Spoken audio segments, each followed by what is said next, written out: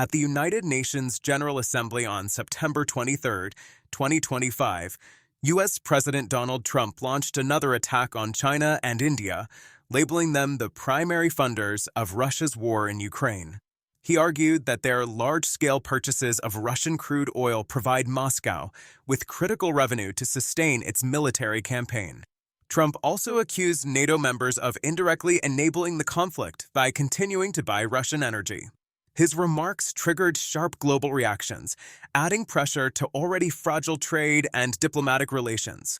India has become one of Russia's biggest oil buyers since the war began. In 2025, it imported about 1.75 million barrels per day, with Russian crude meeting nearly 40% of its total demand.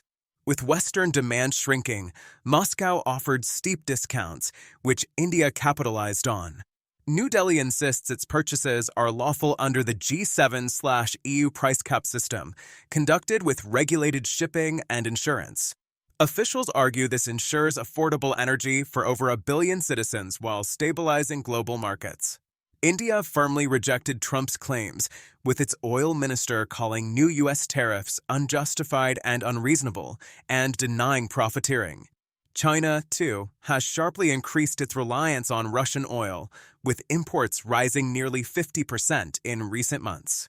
Beijing defends these purchases as vital for energy security and dismisses U.S. criticism as hypocritical, noting NATO and European states still buy Russian energy.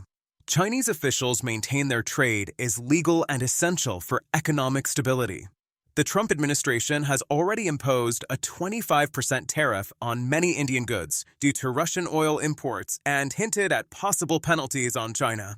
At home, Trump faced pushback from Democrats, who accused his administration of giving Beijing a free pass on Russian liquefied natural gas, exposing divisions in U.S. politics over how best to pressure Moscow's largest energy buyers. Analysts caution that branding India and China as primary funders oversimplifies reality.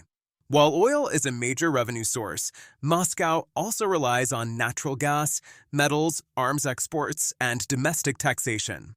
Asian purchases are constrained by sanctions, price caps, and high shipping costs that reduce profits.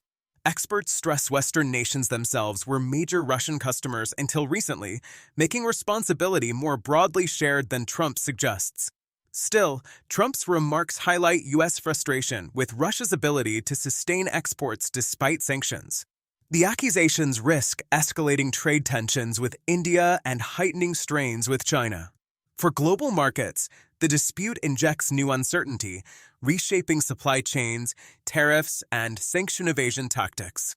The debate over who funds Russia's war goes beyond oil revenues, reflecting deeper geopolitical rivalries, energy security imperatives, and shifting global power balances.